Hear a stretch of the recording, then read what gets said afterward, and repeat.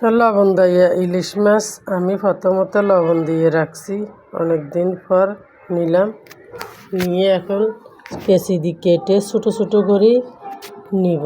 কেচি দিয়ে কেটে ছোটো ছোটো করে নিয়ে ধুয়ে আমি একটা রেসিপি করব। আসলে ইলিশ মাছ লবণ দেওয়া ইলিশ মাছের ডিম অনেক মজাদার হয়। রান্না করলে যে কোনো কিছু দিয়ে রান্না করা যায়, সবজি দিয়ে রান্না করা যায়, কচুরা দিয়ে রান্না করা যায় ইলিশ মাছের ডিম।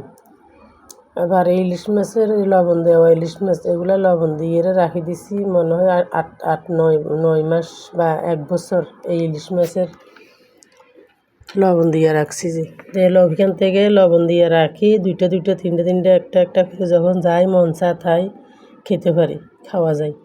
তো ওই দেখেন লবণ দেওয়া মাছের ভিতর থেকে লবণগুলা কীভাবে ফেলে দিলাম। আবার উপরের খোসাগুলা ছুরি দিয়ে আঁচি খোসাগুলা ফেলে দিতেছি। উপরের খোসা সহকার লবণ দিলে লবণ সুন্দর ধরে, ভালো থাকে, মাছ পোকা টোকা বসে না। অনেক মাছে অনেকে লবণ দেয়, পোকা টোকা বসে। তো আমি যে মাছ লবণ দিয়েছি এই মাছে কখনো পোকা টোকা ধরে না, একদম দেখেন পরিষ্কার, এখানে কোনো পোকা ধরে না। লবণ দেওয়ার সময় একটু হলুদের গুঁড়া মারি দিলে, হলুদের গুঁড়া ছিটিয়ে দিলে লবণ বালা করে ভিতরে বেশ করে ঢুকাইয়া দিলে একবারে একদম মাছ টাটকা থাকে।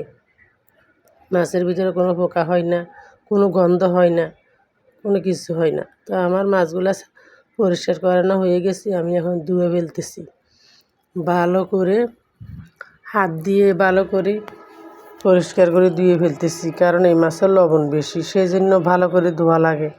ভালো করে না ধুলে যে কোনো কিছু রান্না করলে, তরকারি রান্না করো বা সবজি রান্না করলে এত বেশি লবণ লাগে না।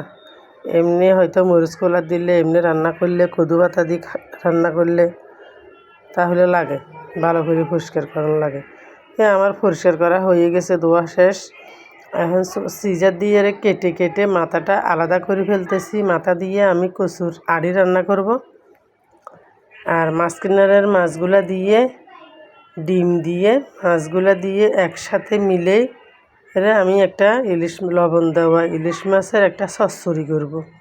তো আসলে এই লবণ দেওয়া ইলিশ মাছের চচ্চড়ি আপনাদের কার কার ভালো লাগে, কার কার পছন্দ, আমাকে একটা কমেন্ট করি, একটা লাইক করে জানাবেন। যদি আপনাদের ভিডিওটা ভালো লাগে, লবণ দেওয়া ইলিশ মাছের ভিডিও ভালো লাগে, আমার এই কুড়া বাছাগুলো আপনাদের দেখতে ভালো লাগে, তাহলে আপনারা যদি পারেন একটা শেয়ার করে দিবেন। তো অনেকে লবণ দেওয়া মাছ পছন্দ করে না, খায় না, অনেকে আবার লবণ দেওয়া মাছ চিনেও না। বিভিন্ন দেশের মানুষ সবাই আর লবণ দেওয়া মাছ পছন্দ করে না, খায় না। আসলে লবণ দেওয়া মাছ আমাদের অনেক ভালো লাগে, অনেক পছন্দ, আমাদের খেতে অনেক ভালো লাগে। এই ডিমগুলা খেতে এত মজা হয়।